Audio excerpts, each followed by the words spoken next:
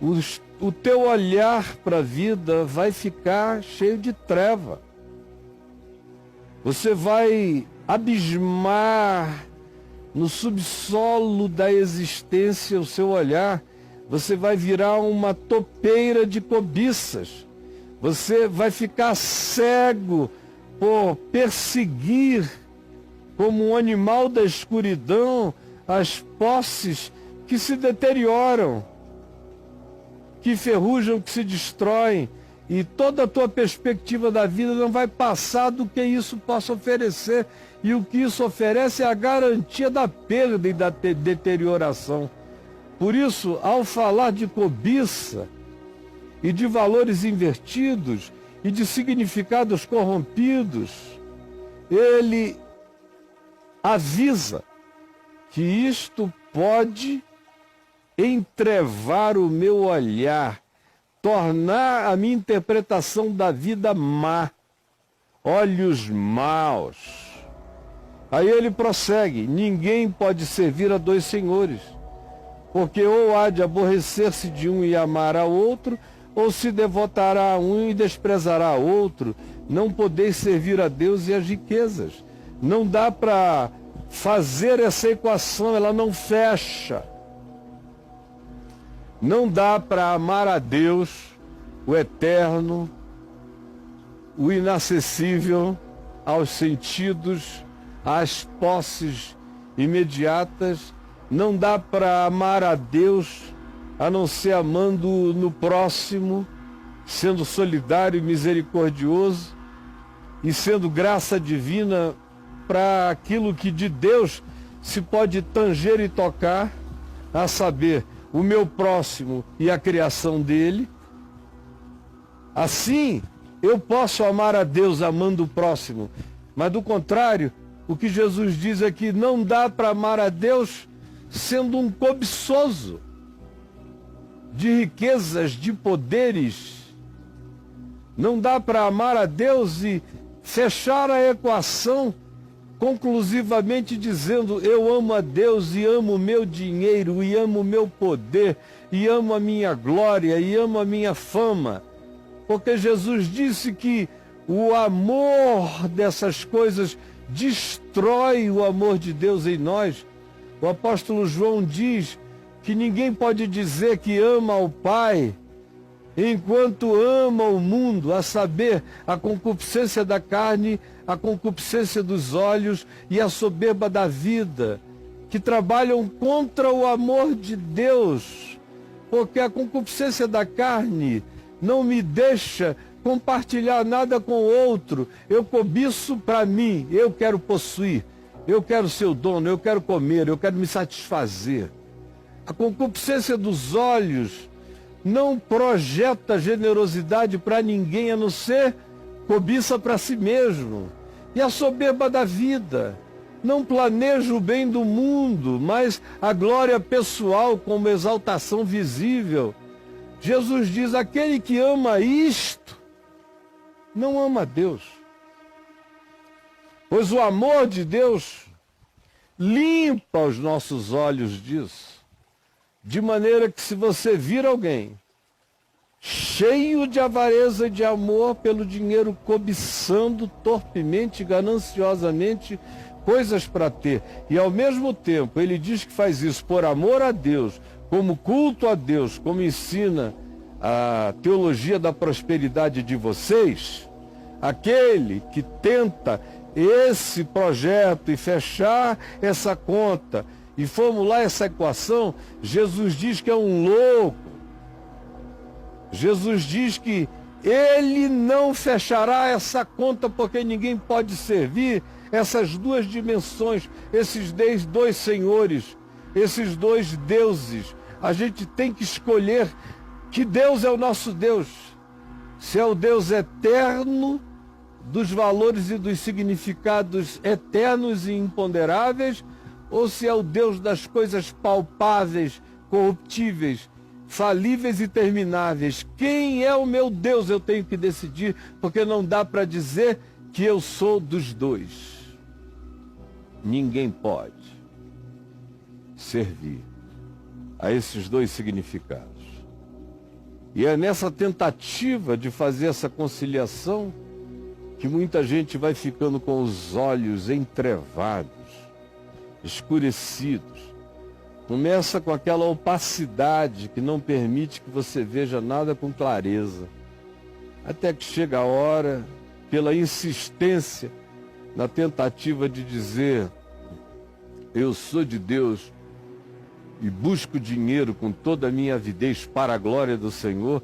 Você pode até usar isso como formulação retórica, ou de palavras, ou de confissões vazias, porque espiritualmente falando, você está mentindo contra a verdade, contra você, e você está chamando a Deus de mentiroso, porque em Cristo Jesus é Ele quem diz que não se pode fazer essa conciliação. A mera tentativa nos corrompe, nos entreva o pensamento, nos faz habitantes da escuridade, onde não há a luz do discernimento. É sério isto. Tem um poder revolucionário. Se eu creio e se eu entendo, eu sou despertado, eu sou iluminado, eu sou ativado para uma compreensão que muda radicalmente todo o projeto da minha existência, altera os meus significados, altera os meus objetivos, altera os meus amores, altera a minha dedicação à vida, alteram-se os meus temas, altera-se tudo em mim, altera-se o meu modo de ver a minha família, os meus filhos, a minha mulher, os meus parentes, o meu mundo, altera-se o meu modo de lidar com o dinheiro, com os bens, com as posses, altera-se o meu modo de não ter dinheiro, de não ter bem, de não ter posses, muda tudo. Depende do meu olhar. E o meu olhar é produzido por aquilo que eu deixo em mim significar algo. O meu olhar é feito dos meus significados. O meu olhar é feito dos meus sentidos, dos meus valores. O meu olhar é feito dos meus nexos. De modo que se os meus valores forem esses, que têm quantificação no horizonte imediato da presente ordem de coisas, aonde o ferrugem corrói, os ladrões roubam, eu serei um dos mais infelizes de todos os homens, para não falar que eu acumularei e nunca me satisfarei, sem falar também que é justamente esse pessoal que chama de meu sentido aquilo que tem, que pega, que pode, aqueles que mais se suicidam na vida por descobrirem depois de um tempo que tudo que têm, podem e pegam, não lhes entra nem lhes satisfaz, não lhes acalma, não lhes pacifica jamais o coração. Como são os teus olhos? Como é a tua interpretação da vida? Os olhos, o olhar, são a iluminação da minha vida, são os faróis da minha existência. Eu ilumino o mundo com os meus olhos. Não é o mundo que me impressiona. Quando eu tenho os significados de Deus, do Evangelho de Cristo em mim, os meus olhos iluminam o mundo. Se espiritualmente você pudesse olhar para mim e me ver, você veria as luzes e os faróis que saem dos meus olhos para onde quer que eu olhe, porque eu sei quem é o meu Senhor, quais são os meus significados, ao que eu sirvo. ao que o meu ser está entregue e dedicado, ao que eu chamo de meu Senhor. É a partir daí que eu ilumino o mundo. Por outro lado, se os seus significados não são transcendentes, eternos e elevados, você pode ter certeza, o seu olhar é um acontecimento que se empobrece a cada dia, que se enferruja, que se desgasta, que se aterra, que se subsola.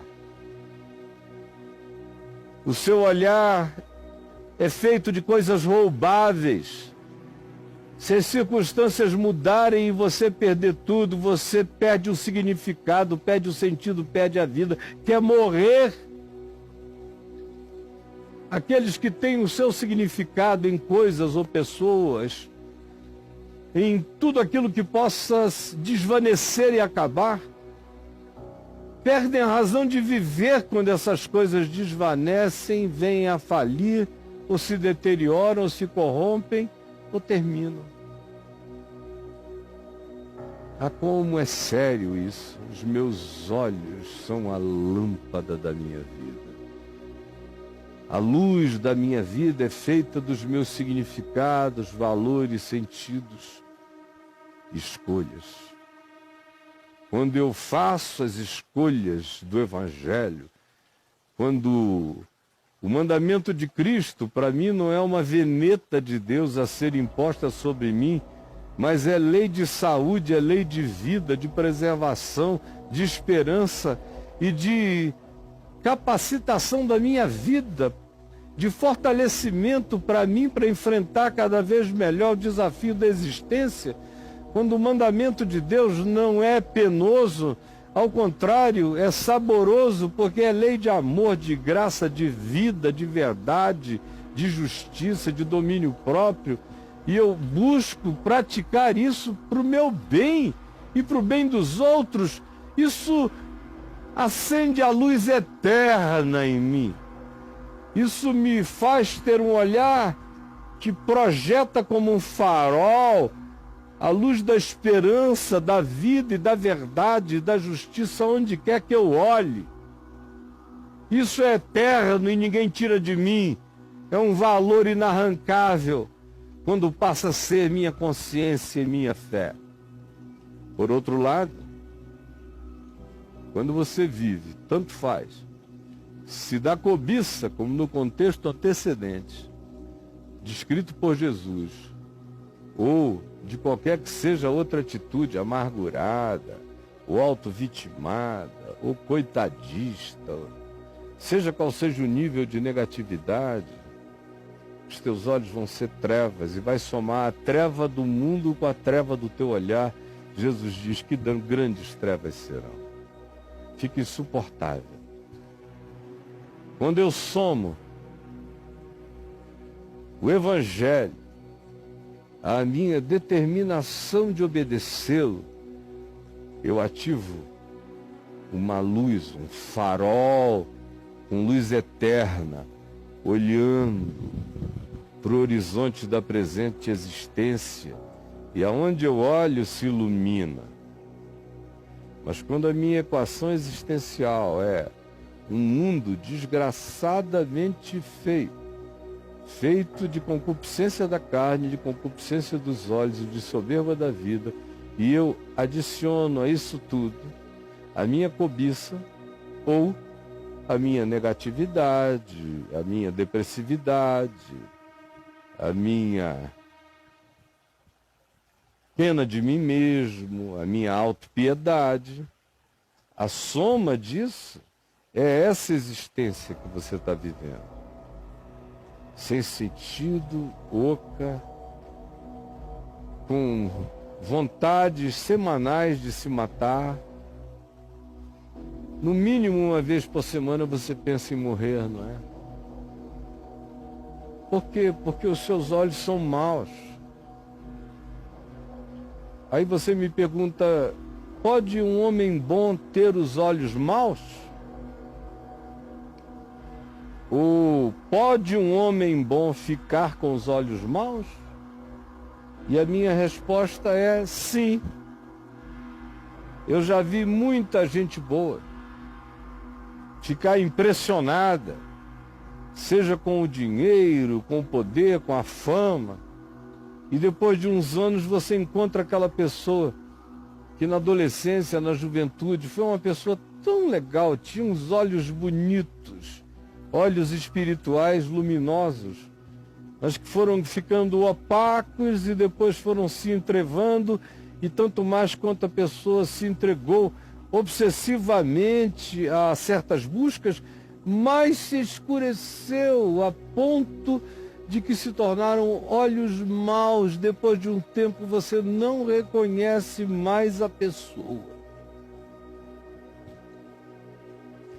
E podem pessoas de olhos maus terem, pela graça divina, o seu olhar transformado e iluminado? Tudo é possível ao que crê. E tudo é possível àquele que, entendendo e discernindo, determina enfrentar, mudar a circunstância interior, a circunstância mental, a conjuntura, o ambiente mental, e decide dar razão a Deus e negar razão à sua negatividade mental. Esse pode ser transformado e ganhar um olhar iluminado. Esse é o processo de despertamento, é o processo de iluminação, é o processo de ativamento da consciência a partir do Evangelho. E que faz você ganhar esse poder de andar iluminando o mundo, luz do mundo. O contrário disso coloca você nessa situação pavorosa de ter os olhos maus e de tornar tudo pior.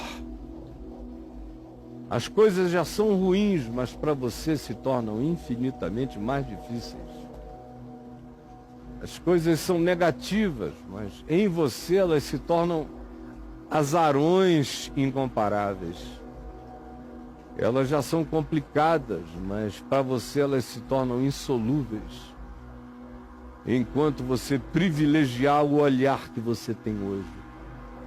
Mas se você quiser aprender a ver com a luz do Evangelho, iluminar o seu olhar, a sua mente, a sua compreensão, ativar a luz de Cristo em você, então ande aqui comigo, aprenda o Evangelho todo dia, siga, e você será iluminado. Eu não estou dizendo isso como bravata, estou dizendo isso há 46 anos. E milhões são testemunha de que o que eu digo em nome de Jesus se torna verdade na vida de quem crê e pratica. Se você diz que crê, mas não se deixa transformar no seu processo mental, e essa transformação não produz uma atitude nova, e essa nova atitude não conduz você a um comportamento coerente com esse novo olhar, nada feito na sua existência. Aí você crerá até morrer de cinismo e nada acontecerá. Porque o Evangelho é a palavra de Deus que se cumpre na vida daquele que a pratica. Não adianta dizer que gosta do cardápio, é para comer a comida. Não adianta dizer que concorda com Jesus. Quem concorda, ele disse, então me obedeça. Concorda comigo? Jesus disse, então me obedeça. Porque mesmo que você diga que me ama, se não me obedecer, esse amor que você diz ter por mim, que não se transforma em vida em seu favor, acaba virando escárnio e cinismo com o passar do tempo. Você me entendeu perfeitamente. Eu convido você para seguir nesse caminho e ir aprendendo e crescendo. Hoje mesmo, muitas coisas virão como luz, e se você quiser, isso pode se transformar em algo definitivo, um modo de ser para sempre, que lhe colocará dentro da dimensão eterna. A partir de hoje, a partir de agora, a vida eterna começa aqui. E o olhar e a luz de Deus não são para eu provar depois, são para se manifestarem em mim agora, iluminando o meu chão. É isso que a palavra de Deus promete. A tua palavra é lâmpada para os meus pés e é luz para os meus caminhos. Senhor Jesus, permite agora que milhares e depois milhões e milhões venham a entender, a compreender e a provar, a experimentar, a decidirem em favor da vida e praticarem em favor da vida, em favor de si mesmos, o que tu nos chamas de mandamento para a vida, não para a morte. Ajuda-nos a escolhermos luz e não um andar angustioso em trevas. É o que eu te peço para mim e para todos. Em nome de Jesus. Amém.